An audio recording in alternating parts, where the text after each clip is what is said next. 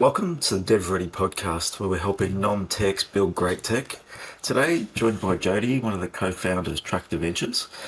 Interesting conversation today because it's always around how do we find funding in a startup, in a business that's looking to build or scale out a product. It's one of the things that most people come to us early stage. We've got a concept, let's go look for some VC funding or some sort of funding. And the reality is you may not be ready or you may not fit the mold. And Tractor is a different take on terms of how you might try funding via debt funding, and wanted to introduce Jodie to the network just to think about other options when you're looking for funding in your startup. Jodie, thank you for joining us. Thanks, Andrew. Great to be here. You too. Thank you. Now, talk about you a little bit. I know you've been around the startup and this sort of ecosystem for quite a while. Yeah. Before Tractor, where did it all start? Where did it all come together? And when you met Alan to begin Tractor, how did that come about? So I guess if I go back to sort of the start of my career, I did a marketing degree, went straight into got straight into sort of the corporate world, lasted 3 years, just wasn't for me at all. Felt very like my soul was being destroyed in that environment, and wanted to do my own thing really. And so at that point I didn't have an idea, so I ran away to the fashion industry and met an Australian fashion designer, and I loved it so much and was running that business as the general manager for nearly 10 years. Didn't expect to stay that long, but it was just every year we were growing. It sort of grew out to 100 staff and 25 stores all over the world, and just became this very exciting thing. Every year was different. Still had this burning desire to run my own thing. So when I started having babies, I couldn't manage that anymore because that was such a big baby of mine until then, and so I couldn't do it all. So that's when I left, and my ex-husband, or my husband at the time, and I started our first startup, which was called Occasional Butler, and it was a marketplace for getting small jobs done around the home and office. And at the time, we just thought we were solving our own problem, which was, we're trying to renovate a house in Sydney with not much budget, blah blah blah. But we were looking to the US and saw TaskRabbit, which was one of the very early sharing economy models, this marketplace model that we'd seen, and we were like, oh my God, that's exactly what we want to do in Australia. And so we just went off to start building that, and neither of us are tech. So there was an agency in Sydney that we used to build out. We built the whole platform, literally. We spent 3 years, Yeah. 3 months scoping it, 6 more months building it. Thought about every single feature. Didn't ask one potential customer, nothing. It was us in a vault, just not even wanting to. The classic. Don't want to tell anyone our idea. Yeah, just scared people are going to steal it. Yeah, the classic. So bad. Anyway, then we got it launched and realised, oh my God, we have no idea. And then it took ages. It took us about 3 months to get our first customer to actually transact on the platform. And then we found a bug in the payment system. Terrible. So definitely I advise to do all the things that I didn't do. But we got there. We eventually got there. We had to strip away all this stuff we'd build other stuff that customers actually wanted, and eventually we sold that business to Airtasker nearly 4 years later. So they were at the point of raising a big kind of Series A, I think it was, and had some international investors, and so it was part of their big beef up story, which was really good timing for us.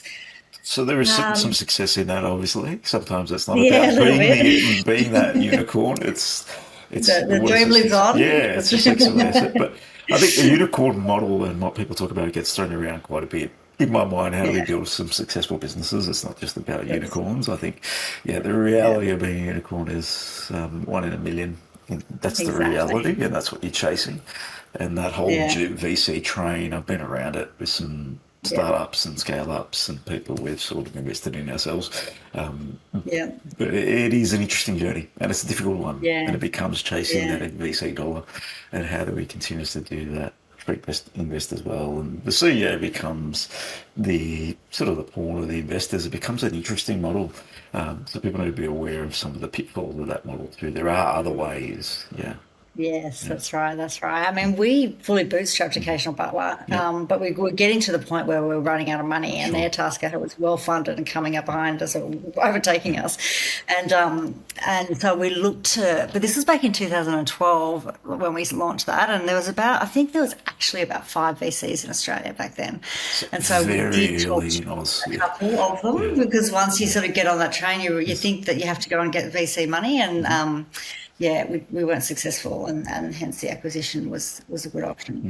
Mm. But we also started one of Melbourne's first co-working spaces called Depot 8 at the same time, Okay. 2012, and we ran that bootstrapped, grew organically and profitably for 8 years until COVID hit, and then we had to shut it down. So Yeah, it that's changes the that. landscape for a lot of people, doesn't it? Mm. Yeah, it was tough. But anyway, that sort of freed up the space for me to. I did a whole lot of stuff in the ecosystem, running accelerators, and doing a lot of mentoring. I was the director of startups at the Wade Institute for a Okay. while. So I did all of these kind of ecosystem roles, and that's where I met Matt Allen. And he had a similar journey. So he sold one business, closed one business down, and was doing ecosystem stuff. So we had very similar Copy paths. paste, similar path. Yeah, a lot in Yeah. common, right? Yeah. Yeah, that's Mm. right, exactly. Mm. And he had this idea for Tractor because he'd been working at AWS and with a lot of scale up founders that were just like struggling to get VC funds. And so Tractor, the name comes from sort of, instead of unicorns, rockets. So rockets are exciting and some of them land on the moon, but a lot of them, they're also very expensive and a lot of them blow up on the way if they get off the ground at all.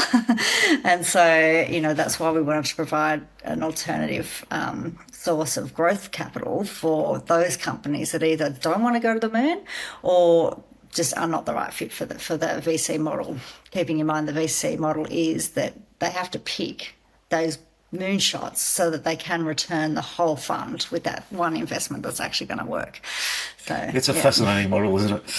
yeah, Yeah, we yeah, won't go into that model too much. But in terms of Tractor, not to mention off like the workhorse, really, what are those businesses? It's going to be workhorse. yeah, They're going to be profitable businesses that are yeah, growing 30% per annum, 50% per annum, get some good growth, not the exactly, 2, 3, 500% per annum growth rates that some of them are targeting. exactly. Um, That's right. Yeah, and they typically, these founders are solving a problem that they've either experienced themselves in mhm, corporate life yeah. or in their own life, and they're very passionate, Mhm, they're attached to the problem. So that it's like, their customer becomes really reliant on what they're doing mhm, because they know the problem so well. It's like if you said to a farmer, sorry, we're taking away your tractor, farmer would be probably pretty upset with that.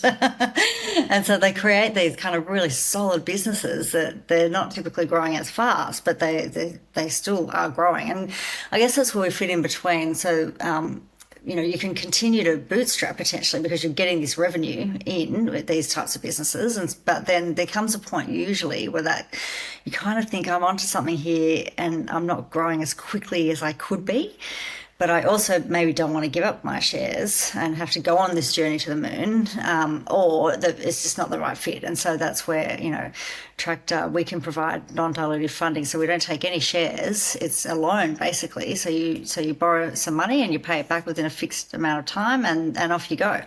And actually most of our customers have taken at least two loans, some up to 4 or 5 loans already, and we're only 5 years in. So when you've got something that like it's more related to revenue growth. So if you know that you've got salespeople on the ground, if you just put a few more, you'll then get more you'll get more sales. sales. Yeah, Feed that's, the ad machine, yeah. Hmm. those when you Sure. know you've got that sort of acquisition model working, Hmm.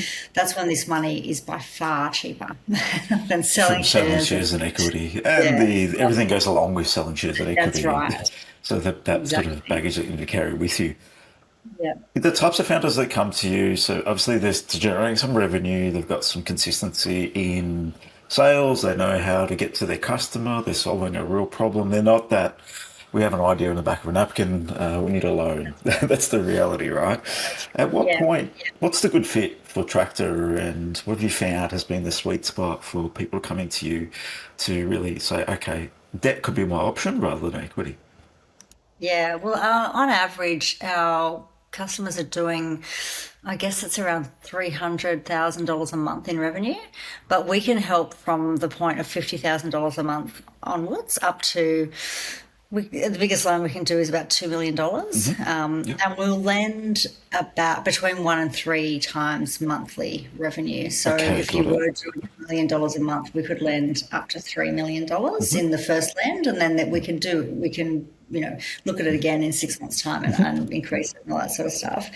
But we do like I'm even if your listeners are much earlier than that, I do love being able to share what we're doing so that founders can plan ahead. It's one of the things I didn't do, and I think a lot of founders just focus on the first round and not the full capital needs of the company over time. It's just one step at a time, right? And you're sort of in that hustle mode where you need to take it one step at a time, but sitting down for a day or two or a week sometimes and strategic planning 3 to 5 years ahead, even though you don't know what that looks like, what does that mean from a funding?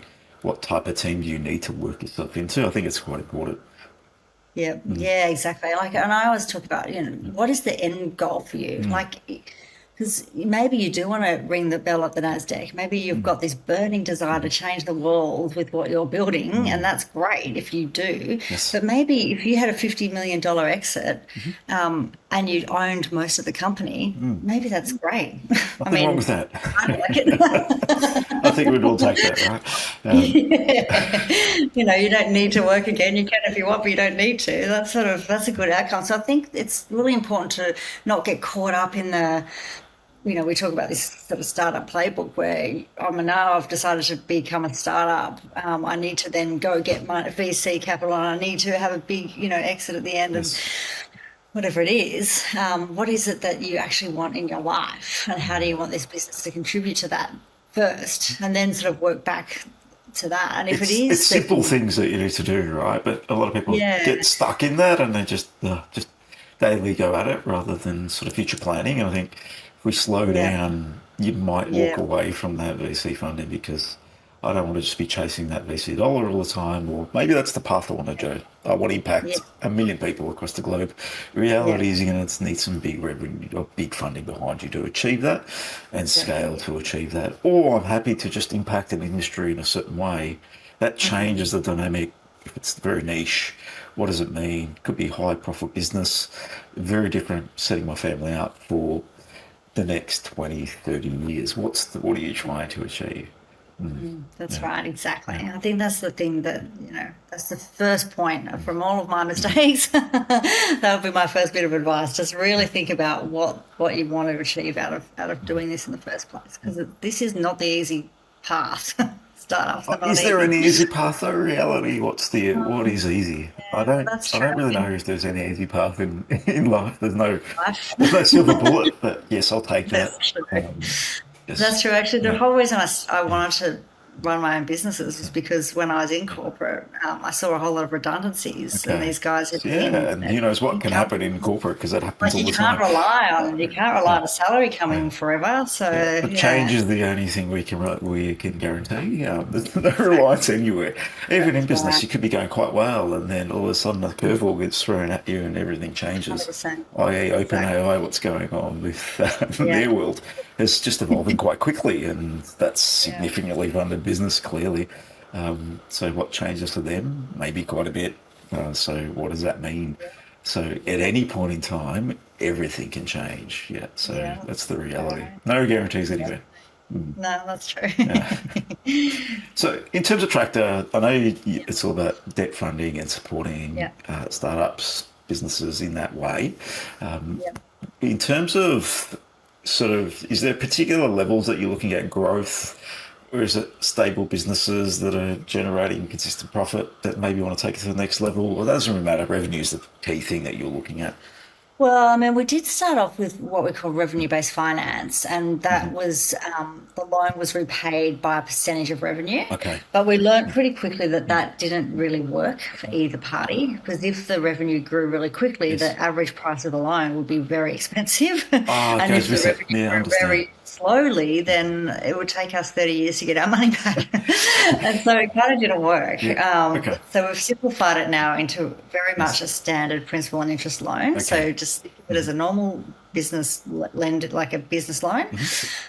It's unsecured, which is really important for founders when you sort of put everything on the line for this business. The last thing you want to do is have to put up your house for a loan as well. It costs between like around 10 to 13% simple interest rate, which is about a 20 to 23% effective interest rate over the term of the loan. So we distinguish between those two numbers because a lot of lenders out there. Explain that for everyone that may not understand. Right, and it's easy to look at that and go, oh, that's cheap compared to our loan if we were just to quote the effective interest rate. But it's important to look at the length of the term, to actually understand what the actual interest rate is. Businesses are not usually profitable that we fund because they're growing. So they're usually, what we're looking for is at least a 3 to 6 month runway. So we can't lend to companies when they're running out of money. So that's the difficult one. So this is like early on. Yeah, that's why I need to pre-plan these things and be ahead. Yeah. Because finance is a funny thing. It's easier to get money when you're making money, but when you've got money in the bank. That's right, yeah. Very difficult. The best time to ask for money is when you don't need it, for sure. So having that runway, it doesn't have to be it doesn't have to be recurring, but it has to be sort of not too lumpy. Sure. Your revenue, like if you're only getting paid once a year, then that's hard to lend from. What else? Just be careful of lots of other debt. I mean, usually, like if all the other boxes are ticked, and then we go in, we connect to the zero file. Everyone's zero file, and so straight away we'll see if there's a whole bunch of other debt, and then we just probably red flag. Not work. Yep. So we've built our own technology at Tractor, which we call Harvo, and it's our loan management system, and it does our portfolio monitoring, and we have built as well a whole system called Horsepower, which is how we analyse the risk of a potential loan, and so it spits out scores based on financial metrics, and that's how we are able to assess quickly whether it's a high risk or not. And so they're the kind of things we're looking for, sort of cash, how's the growth going, a couple of years ideally already in business, not too much customer concentration, those kinds of things. A number of areas, right? Now, outside of the loan, I know you do a lot to support also businesses. Yeah. Now, there's the village, the perks. Talk about these things, because the reality is money's one thing, but as you say, we're with you for the long term, not just for a loan, temporary loan. I found that quite fascinating. Explain that to people, because why don't I go to a bank? Why do I go to someone else? Why do I come to Tractor? Yeah, so we talk about Matt says it in a really good way. Like we're a bit too the companies that we can fund are a bit too spicy for banks and not spicy enough for VC. Got it. So right in the middle there. Banks just don't typically understand how to assess the risk of a technology company. They just don't have that skill set. If you can get a bank loan, we would say get that every day of the week out of this, because it's just going to be cheaper. So try that first. Especially try that first. But the other thing is they do want your first child as far as the process goes. So, they like to secure and lock up everything. They usually want a lot. So, it's going to be cheaper for sure. Yes, but then it's more than the money. So we know, having done this many times ourselves, that it's tough, and we wanted to make sure that our founders also had the support of our community. So right now we've got about 250 founders who have taken Tractor money, who are all in our what we call the village. So there's that peer support, and because everybody's in the same sort of revenue band of between, say, 2 million or 1 million ARR and 10, like they're in that kind of stage of business, everyone, we do lots of masterclasses and get-togethers and stuff and drinks and things and breakfasts. Like, we will get together as much as we can, and every single time, doesn't matter what industry, because all the companies we funded across every single industry you can think of, it's all the same problems that everyone's having: cash flow management, raising money, people, engineering, There's not, talent. no business is very different, is it? They're all very Yeah, similar when you get down to the nitty gritty. I think when you go to any event and you talk about business challenges, you just hear, "Oh, how do I get new customers? Or how yeah, do I grow revenue? Or I'm exactly. losing customers. What do I need to do Yeah, better?" It's just yeah. very similar. Cash flow is always Yeah. number one in a business mind. Cash flows Yeah. always, especially lately. Yeah, so that peer support. But then we've also got over 100 angel investors in Tractor. So we Right. started off with Is a that where whole the bunch of. funding comes from, Angel? Or is it? Well, no, so that was to get us going, and Okay. we did lend off our balance sheet to start with. Oh, you did. Okay. But yeah, it was mostly exited founders and other founders who are angel investing, as well Yes. as some family offices that got us off the ground. Okay. But then we also have institutional debt providers that Got it. provide us money. That's what we use for the lending. So you're running a fund as well on the as a part of this, or how Well, is it it's structured? not really not a fund as such. Okay. It's more a debt warehouse. So Got it's a it. secured trust, like Okay. security of Yeah. trust. Okay. So it's different to a fund. But yeah, so all of those investors are in our community as well. And so whilst we're not asking them for advice every single day, they're there if there's a match, and they usually want to help. And then we've also streamlined some of the other support with a partnership program. So we have growth partners. So they're experts in their field. It's either legal, accounting, finance, mental health. It's an International. interesting one now, mental health in the world of business. It can be a bit Oh of my a gosh, challenge day to day, getting up in the grind and the ups and definitely. downs. And it's, yeah, quite poignant in terms of just getting that support and just having those conversations. Because sometimes in business you feel like you're the only one going through this, and the reality is you're not. Yeah, 100%, yeah. 100%. So I'm so happy we're at least talking about it more now than we were.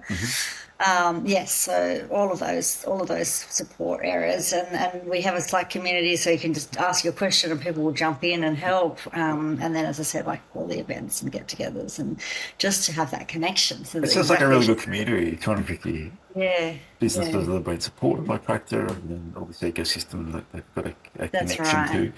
Tell me about some of the success stories. What are some of those businesses that have come through early 4 to 5 loans, I imagine? If you don't name names, it's okay. But what does it mean to some of these businesses to go down this model rather than that whole VC equity model? What's some of those success stories you've seen? I think some of the, like, it's really enabled, like Nathan from Clamo, he's one of our biggest supporters and one of our biggest customers, and he helps consumers get back money from banks and insurance companies where they've been overcharged on things. Okay. And the money just really helped him build out his call center, because he gets he gets put on the Current Affair or Channel 7 Phone News. blows up. Yes, exactly. Yeah. And so, like, he needed to just build out that sort of that team so he could actually handle the demand that he was generating. Yeah, well. And so he talks about it as a total life changer. Another one, Chris from StockSpot, he was more advanced, like probably doing about $5 million a year in revenue. Definitely knew he was Good on business. something, and Yeah. knew that there was a raise coming up for him, but he didn't want to negotiate that sale of shares at that point in time, because he knew that there was an uptick he could get in his revenue. So he took a Tractor loan, put it into increasing his revenue, then went and had the investor conversations and Put was him in a able to better raise place. $30 million at a much better valuation. So the turnaround in that, so he might have paid, I don't know, couple of 50 grand in interest, but he's actually ended up with $5 million more Yeah, in it's a huge his value. success. Yeah, that's Yeah. in terms of So the that return sort for of the stuff. doing it and that approach. Yeah. Yeah, so we're definitely seeing a lot more of that bridging style activity too, Okay. where especially as the equity markets dipped and the valuations fell, founders were like, I'm not selling shares now, like, but I want to keep growing. Yeah, how do I keep moving in this market when I'm Yes, sitting selling shares yes, at half the rate or maybe that's more in some right. cases? Yes. What are you seeing in the market at the moment? What's it like in the ecosystem? How are founders feeling? What are you seeing? What's the sentiment out there? Yeah, much more positive this year. Last year was tough, just tough all year. Like for everyone, like everyone was just trying to get through and scrape through. And, we were seeing a lot of applications for lending that we just couldn't provide Okay. because they'd left it too late. Money was too tight, just too risky for us. And so, but this year there's definitely a different feel, and we're getting much better quality applications. We're able to lend more. We're definitely. I feel like the equity market's changed, and then there was that sort of, we had a massive peak at that time, and then we sort of fell into the next bit of that cycle where we slowed right down. But now I feel like as of this year, and we're only a couple of weeks in, but it's already a lot more positive, which is great. From what I saw, the mid last year, it started turning a little bit, just in our business. It sort of Yes. changed. Okay. The sentiment changed. I don't know what it was, but it's sort of mid last year it changed, which means that probably you come in 6 months later and Yes, these businesses exactly. got I a bit feel more like, revenue, a bit more opportunity to lend to, and things have yeah, changed in the ecosystem. What are you seeing for the yeah. next 12, 24 months with interest rates likely coming down across banks? That would change sentiment across, obviously, everything across the economy. Yeah. What are you seeing in terms of Tractor? Yeah, I mean, I actually didn't think that it would rebound this quickly, but if we're going to get some interest rate cuts even in this first half of the year, I Yep. feel like there'll be some really positive activity. As soon as you get some confidence in the market, buying becomes Just a easier. little bit Customers of investing confidence. more, which just stems through to back to small business, and it just helps in terms Exactly, of these tech. exactly right. And tech is a big area where people are investing in, but Yes, spending stops when things are tight, right? So it becomes a exactly. very, Yeah, very difficult. that's just what we saw. Customers taking longer to pay, and that just put constraints on everyone. So yeah, The that jaws of feels death. like definitely we're turning that corner, which is great. No, very, very good. In terms of Tractor, what's the goal? What's the vision? What gets you up in the morning? What do you love about this business? Because you obviously make an impact. A lot of small business founders, people that are really trying to make a difference in their own worlds. What sort of lights you up in terms of Tractor? Yeah, I think it is that. It's just really, I resonate so much with the problem. Like, I've been a bootstrap founder over and over, and if I had this type of money, I would have totally taken it. All I had at one point was a Moola loan, which helped me grow out my co-working space and bring in revenue, and it was fantastic. And so I think it's really good to be able to provide an alternative and help founders grow, having been there myself and still now. Like, my challenge is growing Tractor, and so yeah, I just think it's the challenge and the helping people and lifting the ecosystem. Like, we all grow together, and We do in there's this more space. players coming in, and that's great. And yeah, so I think that ultimately is the thing. I've got a fantastic team, and they, to be honest, get me out of bed. I wake up in the morning and it's like, okay, who needs help today? What's happening? It's all, I'm pretty people focused. So Yeah. um, they definitely get me out of bed. No, very, very good. In terms of anyone that wants to get in touch with the Tractor ecosystem, what can they do? Would you recommend they come in a little bit early? What do you recommend? Because you said that a little bit. Yeah, I mean, it's very good to know what your options are ahead of time. So definitely reach out to us whenever you think you want to learn more, for sure. On our website, we have sort of two paths of learning more. One is go straight through to an application. You can just link in your Xero, and it comes through, it gets into our IC queue, and we come back to you and say, oh, it looks good, or Yes or whatever. no? Yeah. So that's the fast track. Or there is contact us. So we call ourselves Capital Strategy Partners, and so one of us will pick up that inquiry and get in touch. And usually we'll just send a link and have a quick Zoom call and understand your business and what you're trying to achieve. And we'll be very honest. Like, if we think that you need equity investment and not debt right now, we'll tell you. Okay. Because we can't lend to the wrong type of It's true. use Yeah, case that sort of or stuff. business setup. Yeah. So that's why we like to think of ourselves as capital strategy partners, because it's not just about selling loans; it's about giving you the right type of funding at the right time. Well, thank you, Jodie. Thanks for joining us on the DevReady Podcast, sharing a different strategy for people with a different opportunity and how they might fund their startup, venture, their product outside of business, whatever it might be.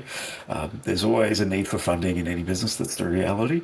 Yeah. There's never too much. There's mostly too little. Businesses are generally cash flow strapped, or they're sort of resource limited because of capital. So what you're doing for the ecosystem is quite unique in terms of a different thinking and model, because sometimes, it's just let's go after VC.